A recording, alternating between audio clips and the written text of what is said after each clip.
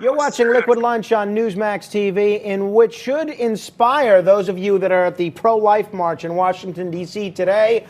Prayers really do come true on occasion. We wished, we hoped, and we prayed for the rightful host of this program, John Tobacco, to correctly connect with us via Skype in Florida. And now, not only have we found John, dragging him off the golf course, although knowing John, he probably got into some sort of an argument with the folks at the golf course and they threw him out, but he can hear us and we can hear him, which is a Liquid Lunch first. John, how are you doing down there? Frankie, I hear you, I see you, and I feel you, and everything is wonderful. It's wonderful to get out of New York in that 29-degree temperature. It's 75 and sunny down here. Things are well, and we're just a stone's throw away from Mar-a-Lago. I may even head over there tomorrow from what I'm hearing. Wonderful. Well, we're also joined in studio by humorist, columnist, writer, and all-around good guy, certainly a healthcare advocate, Rob Taub. Rob, John looks pretty good down there in Florida. He looks like he stole that hat from John Tantillo for our other Newsmax viewers. I think that John better check his hat boxes today. Tantillo's one of the best. Yes, he's very good. You know, I spoke to God this morning. I said, God, I know you're busy. I've checked your schedule. And he said, Rob, you woke me up. I'm going to give you an ingrown toenail today. And I limped to the studio. John, I just alluded to the pro-life march down there in Washington, D.C. Rob and John, I am curious, this is the first president ever to attend the pro-life march in person. They've done video addresses to it, but this is the first time a sitting president's ever addressed it in person. How significant do you think this is, both of you? Well, for me, from my perspective, I think it's very significant. You know, Donald Trump has done a lot of firsts since he's been in office. And he's really got to, when he's got the Democrats attacking him from the left side from 12 hours a day at this point, he's really got to go out there and solidify the base. And the Christian right has really been behind him no matter what he's done, no matter what he's said. And for him to go down there, I think that's another way of him to steely up the base. I'm going to quote John Tantillo here. I saw this on Facebook this morning. He said, Republicans think that they're morally superior and Democrats think they're intellectually superior. Right now I'm hating everybody. I think we have something called the separation of church and state, John Tobacco and Frank Morano. I don't think the president should be involved in this, and a Democrat or a Republican. Well, I mean, he ran on a platform where he said he was pro-life. I don't necessarily think this is a conflict between church and state. It's really an ideological issue, and if he's pro-life and he's with the Christian right, he's with the evangelicals, then what better to do than go and show your support, not by Skyping in, not by doing a call or a video chat, to show up. And recently we've seen down in the South, especially when he went to the national championship game, they love him in the heartland, and this is the base. He's got to go out there and tell them, I'm with you, because he's getting attacked from all sides right now. Well, John, I usually wait until the end of the show to correct you, but I can't in this instance because you indicated that Donald Trump is under attack from more Democratic attacks than anybody.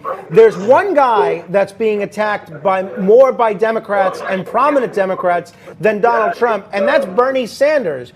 Just days after we heard Hillary Clinton say she might not support him for the nomination, no one likes him, no one wants to work with him, Charles Gasparino over at another network is reporting that former President Barack Obama, who's remained usually pretty silent throughout this whole primary process, he's telling all of his buddies Bernie Sanders can't beat Donald Trump. He's the candidate that should not be nominated by the Democrats. Rob Taub, sounds like he's been reading your columns. You know what's funny is I respect Charles Gasparino as a journalist, and for some reason, what's happening to me? I sound like Donald Trump slurring my words. Gasparino hates me, and I get these Twitter comments from him like, "You're not funny," but he's right here. Obama is about to go on the attack against Bernie Sanders because if somebody on the crew doesn't like my Bernie impression, or was it John Tobacco that said it sounds like I'm talking like I'm from Pakistan? He's like, everything will be free. I'm going to give it to you for free. The studio is free. The cameras are free. You could go to Frank Morano's house and have a free dinner, whatever you want. John Tobacco will fly you to Florida for free, and the government will pay for it. Well, It's enough already. I'll tell you what, I'm buying pizza today. In honor of Bernie Sanders being bashed by everybody, pizza's on me. Free pizza, and you don't have to tip the delivery guy. The government will tip him. John, your reaction to Obama's Bernie bashing? Well, I find it so curious that Barack Obama, the former leader of the free world, has yet to come out and endorse any Democrat, but yet he took time out of his busy schedule to go out and endorse Justin Trudeau. So it seems to me like he's more interested in Canadian politics than U.S. politics. You would think by this point the former president would have someone that he would throw his weight behind, but instead he seems to be just treading water right now, and it's kind of strange when his vice president is running for president. Joe Biden was by his side for 8 years, and he still hasn't come out for Joe Biden. So who is he for? Can anyone ask him? Well, that's not that unusual for sitting presidents or incumbent presidents to sit out the battle that comes after them. Even Reagan didn't endorse Bush during the primary. I agree with Frank. Yeah, I don't think that's in and of itself Obama too is unusual. erring on the side of caution. We could have a surprise. He doesn't want to roll the world now of ideologues more than we are of policymakers, and so they're going to play to the base. And right now, we don't know what the Democratic base is. We know what Trump knows what his base is, and he's going to kowtow to the evangelicals. I don't think he stands behind anything, but he's good at manipulating people, and so he's making the right move going to this march. But isn't it in some ways? Doesn't it show ambivalence? Like, we got a lot of candidates. He knows them all.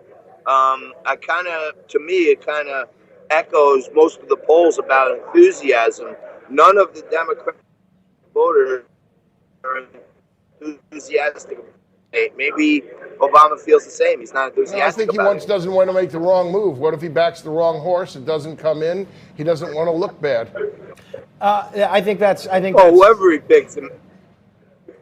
Frankie, I'm sorry. Well, no. Well, I know you're going to chat with Tim Collins next, and that's going to be a very divisive segment. I want to end this with something that hopefully we can all agree upon, and that is right now what's happening in Baghdad. Right now, protesters in Baghdad are calling for the withdrawal of U.S. troops. Here's a thought. Why don't we withdraw? Clearly, they don't want us there. I don't think America wants our troops to be there. Let's get out of there. Rob? I agree. Who was it? Valerie Plame's husband, or Joe? And I think he passed away. I'm doing a blank now. Joe Wilson. He's still alive. Not dead yet. Jeez, why am I killing off Joe Wilson? Abe Vigoda is dead. Joe Wilson's still alive. Joe Wilson has spoke quite eloquently on the fact that Baghdad was once a beautiful, peaceful city until we got there. And so we're achieving nothing there. I'm not a foreign policy expert, but as we say at my synagogue, it's a lot of mishigas. Wait a minute. We're all in agreement on something. No, wait a minute. Wait, Joe Wilson is actually dead. I'm very sorry about it. He died in September. Frankie made a mistake. You know what? Here's what happened. I know a thing or two about a thing or two, Frank. I apologize to his widow, Valerie Plame, and to everybody else. Valerie. So he died on September 27th, the day before my wedding. So I didn't read the papers for the next week. Because I got married. He was reading the wedding announcement. He didn't wake up for the next week after that party. That was Aruba, right? And big thank you to John for a the wedding. What a wedding! It was a who's who of America there. At that party. If Bernie Sanders is elected president, then all weddings will be free. Oh, well, yeah, everything's going to be free. But Frankie, just before we go, isn't it strange? Let's see. One of the unintended consequences of killing General Soleimani is now that Iraq wants us to leave. And the Democrats were so against the president and killing the general and everything else. One of the unintended consequences should be getting what they want, us to remove ourselves from Iraq. It might be a win-win all around. Amen.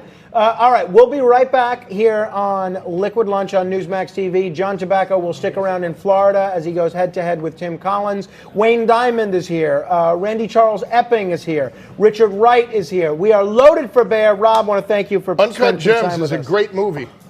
Well, I recommend it highly. Not according to the Academy. So we'll find they out. made a mistake. They're wrong about a lot of things. Adam Sandler should be nominated. We'll chat about it with Wayne Diamond coming up. You're watching Liquid Lunch. We'll be right back.